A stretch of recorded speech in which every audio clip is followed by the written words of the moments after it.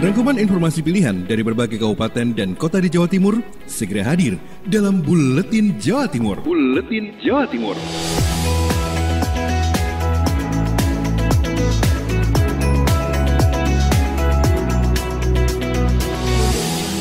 Hai, salam jumpa sahabat.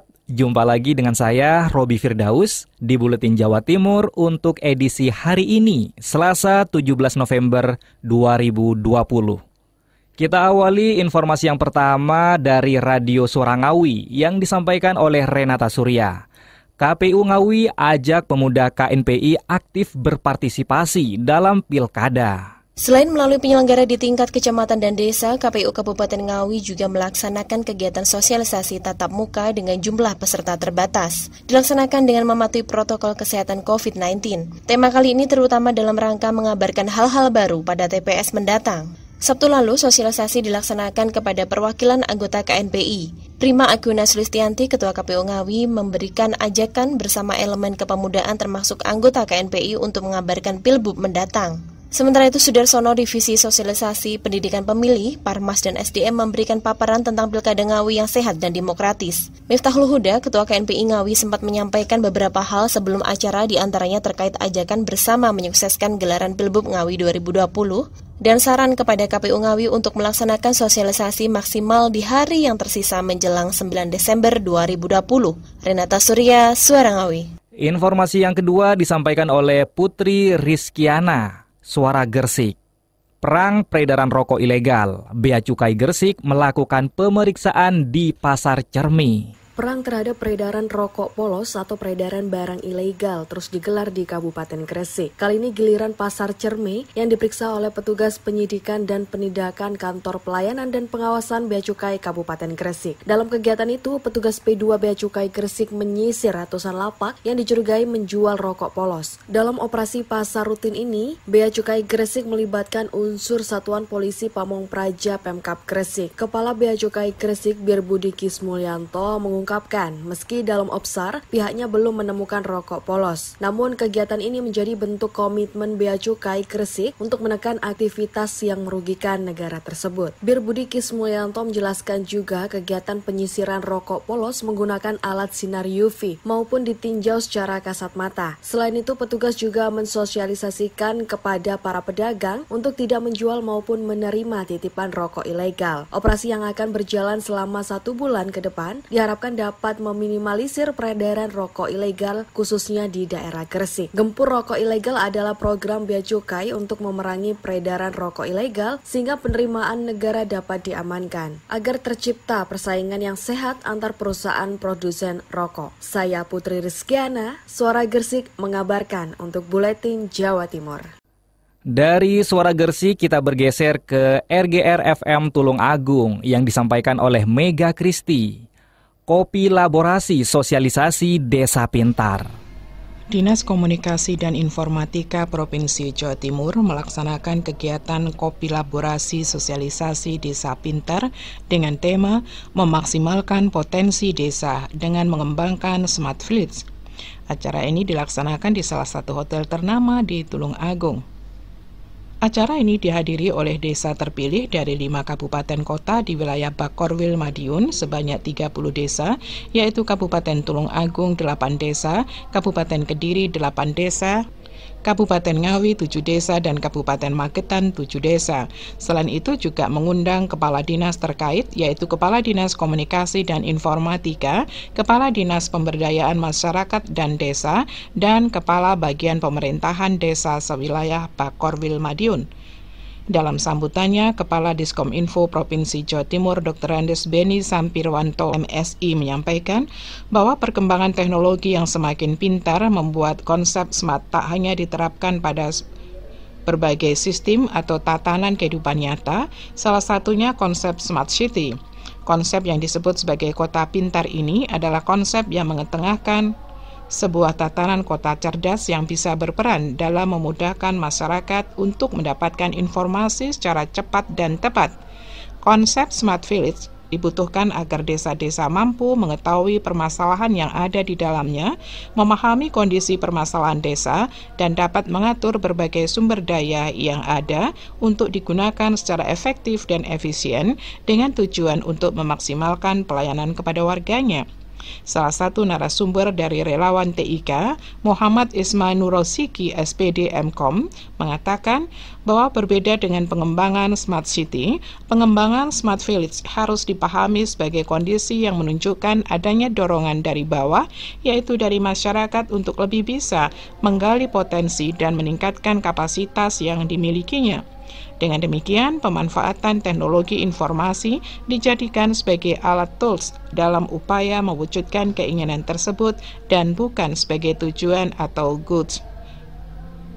Saya Mega Kristi, 90,1 RKI FM Tulungagung. Ya, informasi selanjutnya kita bergeser ke Radio Suara Kota Probolinggo. Devi Aprilia melaporkan, inilah cara Dinas Lingkungan Hidup untuk menjaga kelestarian kota dengan menggelar lomba konten video kreatif tahun 2020.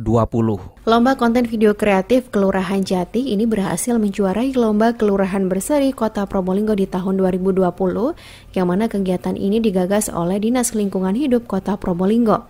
Dalam kesempatan ini, Kabid Pengendalian Pencemaran Kemitraan Lingkungan Hidup P2 KLH Suciati Ningsi melaporkan bahwasanya untuk kegiatan ini bertujuan adalah sebagai bentuk apresiasi pemerintah Kota Probolinggo melalui Dinas Lingkungan Hidup kepada kelurahan-kelurahan yang diusulkan kepada Dinas Lingkungan Hidup Provinsi Jawa Timur di tahun 2020. Lantaran masih dalam kondisi pandemi dan sampai saat ini masyarakat juga kesulitan dalam mengumpulkan video-video dalam konten kreatif ini. Namun dalam kegiatan ini banyak kelurahan yang ikut berpartisipasi. Di antaranya ada Kelurahan Triwunglor, Kelurahan Pakistaji, dan Kelurahan Sukaharjo, serta Kelurahan Jrebeng Wetan. Namun dalam kegiatan ini, konten video kreatif berhasil dimenangkan oleh Kelurahan Jati sehingga mendapatkan pulang trofi dan membawa uang pembinaan sebesar Rp1.600.000. Devi Aprilia, Suara Kota Probolinggo. Sementara itu, Ninda Olivia dari Persada FM mengabarkan, hingga akhir tahun, ketersediaan beras di Kabupaten Blitar dipastikan aman. Dinas Pertanian dan Pangan Kabupaten Blitar memastikan stok atau ketersediaan beras aman hingga akhir tahun ini. Bahkan diprediksi justru mengalami surplus. Demikian dikatakan Kepala Dinas Pertanian dan Pangan Kabupaten Blitar Wawan Widianto. Ia pun tidak menampik jika kebutuhan pangan di akhir tahun biasanya mengalami kenaikan. Namun berdasarkan data yang masuk saat ini stok beras di Kabupaten Blitar mencapai 98.700 ton. Data itu belum termasuk bulan Oktober dan November. Padahal konsumsi atau kebutuhan warga Kabupaten Blitar terhadap beras setiap bulan sekitar 8.000 ton. Menurutnya ketersediaan beras yang cukup melimpah juga disebabkan panen raya petani beberapa bulan sebelumnya. Kalau Kabupaten Blitar aman lah sampai Desember. Sekarang data yang masuk ke kita itu September, itu baru Oktober belum, November belum, itu 8.700 ton. Wawan menambahkan selain mengantisipasi ketersediaan beras, pihaknya juga memperhatikan harganya sebab biasanya mengalami kenaikan di akhir tahun seiring dengan besarnya kebutuhan masyarakat. Ninda Olivia, Radio Persada FM Blitar. Dari Kabupaten Blitar kita bergeser ke Suara Madiun. Kiki Desilia mengabarkan, Pemkot Madiun gelar peringatan Hari Kesehatan Nasional. Wali Kota himbau masyarakat senantiasa menjaga kesehatan. Di tengah pandemi COVID-19, pemerintah Kota Madiun tetap menggelar peringatan Hari Kesehatan Nasional atau HKN ke-56. Meski berlangsung secara sederhana dan tetap mematuhi protokol kesehatan, kegiatan berlangsung lancar serta berkesan bagi seluruh peserta. Tahun ini peringatan HKN dilaksanakan oleh Dinas Kesehatan dan KB di Taman Lalu Lintas Bantaran Kali Madiun. Diawali dengan senam bersama, Wali Kota Madiun Maidi hadir untuk membagikan sanitarian kit, BKB kit, dan masker dalam kegiatan tersebut. Wali Kota mengatakan, upaya menjaga kesehatan sangat penting, apalagi di tengah pandemi COVID-19. Daya tahan tubuh yang kuat menjadi senjata untuk melawan berbagai macam virus sehingga tidak mudah sakit. Untuk itu masyarakat tetap wajib melaksanakan 3M, yakni memakai masker, menjaga jarak, dan mencuci tangan dengan sabun. Di samping itu, juga perlu melakukan olahraga secara rutin dan mengonsumsi makanan yang bergizi seimbang. Kiki Desilia, Suara Madiun. Baik sahabat, informasi selanjutnya kali ini akan disampaikan oleh Bobi Wijayanto, Radio Suara Lumajang mengabarkan, Dana Desa percepat roda perekonomian desa. Dana Desa mempercepat roda perekonomian desa. Hal itu diungkapkan Thoriqul Haq Bupati Lumajang kepada Abdul Halim Iskandar, Menteri Desa Pembangunan Daerah Tertinggal dan Transmigrasi, Mendes PDTT, saat konsultasi publik rancangan peraturan pemerintah BUMDes dan sosialisasi prioritas penggunaan dana desa tahun 2021 di wisata alam hutan bambu. Bupati menjelaskan bahwa untuk menunjang Smart City dan Smart Village, tahun depan 198 desa di Kabupaten Lumajang akan memiliki CCTV melalui pemanfaatan anggaran dana desa. Bupati berharap dengan adanya CCTV dapat menyelesaikan berbagai permasalahan yang terjadi di desa, khususnya terkait dengan permasalahan keamanan. Sementara itu, terkait BUMDes, Menteri Abdul Halim Iskandar mengungkapkan bahwa BUMDes yang semula berbentuk badan usaha akan berubah menjadi badan hukum. Ia menjelaskan bahwa perubahan pengaturan BUMDes dirasa menjadi sesuatu yang perlu dilakukan. Hal ini menyusul ditetapkannya BUMDes menjadi badan hukum di dalam Undang-Undang Cipta Kerja. Bobi Wijayanto, Suara Lumajang FM, mengabarkan. Dari Suara Sidoarjo mengabarkan, PJ Bupati akan beri sanksi kepada pengelola dan pedagang pasar larangan yang tidak disiplin menjaga kebersihan. Silahkan Billy Patopoy dengan laporan Anda. Sahabat, kondisi pasar larangan yang dinilai kotor dan kumuh mendapatkan perhatian dari Hudiono, PJ Bupati Sidoarjo. PJ Bupati memberikan teguran kepada para pengelola dan pedagang di pasar larangan. Dalam 5 kali kunjungan, jika kondisi pasar larangan tidak terlihat bersih, maka seluruh petugas yang ada di pasar akan diganti orang baru. Setelah memberikan teguran, Hudiono juga mendatangi para pedagang satu persatu. Sambil membagikan masker, para pedagang diminta untuk bersama menjaga kebersihan. PJ Bupati mengingatkan, jika para pedagang masih tidak mengindahkan akan diberikan sanksi. Hal ini dikatakan langsung oleh PJ Bupati setelah selesai membagikan masker dan teguran kepada para pedagang. Pertama yang kami tegur adalah pengelola. Ya. Tetapi setelah pengelola oke, sepaham dengan kita, 1 kali tegur, 2 kali tegur, 3 kali tegur, 4 kali tegur, 5 kali tegur. 5 kali kalau tidak bersih, kita tempatkan yang baru, ya, tugas yang baru. Saat ini pasar larangan hanya memiliki 1 mobil sampah. Untuk mengangkut sampah setiap harinya, jumlah 1 armada masih dinilai kurang. Akibatnya banyak sampah yang terlambat untuk diangkut ke TPA Jabon. Demikian saya Billy Patopoy, Suara Sidoarjo. Informasi terbaru datangnya dari Pradia Suara Tuban disampaikan oleh Yulia. Dishub Tuban tengah mengkaji rekayasa lalu lintas untuk pembukaan jalur ring road.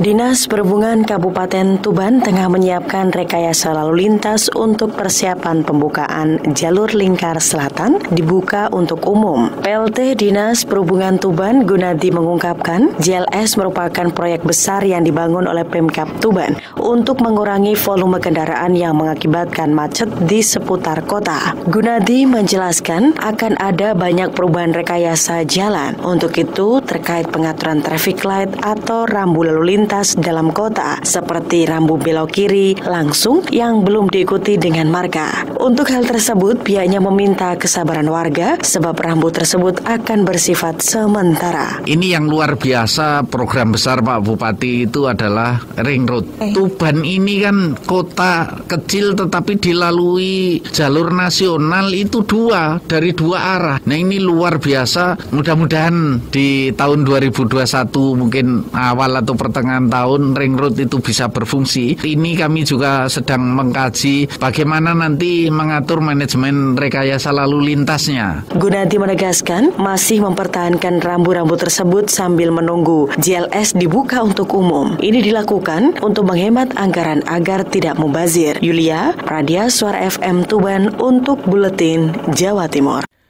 Dari Tuban, kita beralih ke Madura. Holik Maulidi, Ralita FM menginformasikan, Pemkab Pamekasan gelar pelatihan pendamping beasiswa santri tahun 2020.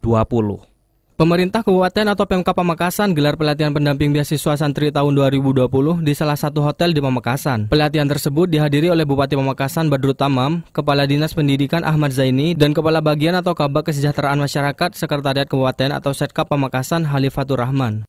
Halifatur Rahman yang merupakan leading sektor di program beasiswa santri itu mengatakan, pelatihan pendamping serta pembimbing beasiswa santri tahun 2020 ini bertujuan agar dapat memberikan pengetahuan, pemahaman, sekaligus keterampilan bagi para pendamping untuk melaksanakan tugasnya di pondok pesantren masing-masing.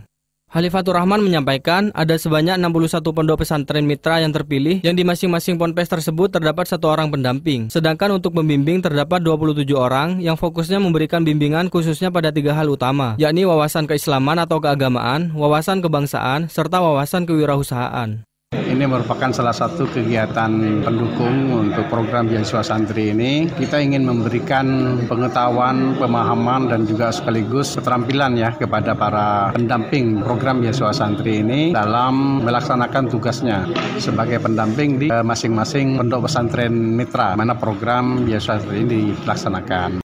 Halifatur Rahman berharap kepada para santri, khususnya yang mengikuti dan menerima beasiswa santri ini dapat menjadi santri yang paripurna, yakni dengan memiliki pengetahuan keagamaan yang baik, memiliki wawasan kebangsaan dengan mencintai negara dan tanah air, serta memiliki jiwa kewirausahaan, sehingga dapat menumbuhkan kemandirian para santri untuk bekal di masa depan. Holik Maulidi, Realita FM, Pamekasan. Ya, baik sahabat, Kirana Nisa, Mahardika FM mengabarkan, KPU Kota Blitar sebut APD, PPS, dan PPK Pilwali 2020 sudah siap. Komisi Pemilihan Umum KPU Kota Blitar sudah menyiapkan kebutuhan alat pelindung diri APD COVID-19 untuk anggota PPK dan PPS Pilwali 2020. Trisetyo Widyaksono, Kepala Bagian Keuangan, Umum dan Logistik KPU Kota Blitar, mengatakan kebutuhan APD untuk pelaksanaan Pilwali 2020 di-backup oleh KPU dan Pemkot Blitar. KPU membackup kebutuhan APD internal KPU, PPK, dan PPS, sedangkan Pemkot Blitar membackup APD untuk KPPS dan Linmas. Trisetyo menyebut saat ini APD, PPK, dan PPS sudah siap di gudang logistik KPU Kota Blitar yang berada di Jalan Cemara. APD itu terdiri dari masker, face shield, cairan disinfektan, hand sanitizer, sabun cuci tangan, dan lain-lain. Dengan rincian masker kain 2 layer, 1.636 buah, face shield 182 buah, cairan disinfektan 88 liter, hand sanitizer 56 botol, dan sabun tangan 35 botol. Disinggung mengenai anggaran, Trisetyo mengaku tidak bisa merinci, namun anggaran yang disediakan pusat sebesar 1,2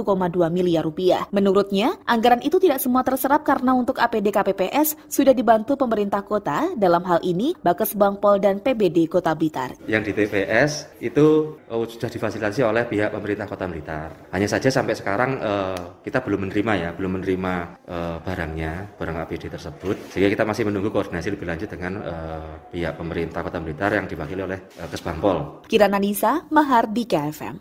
Dan informasi terakhir disampaikan oleh Agustin Merdekawati dari Ersal Nganjuk.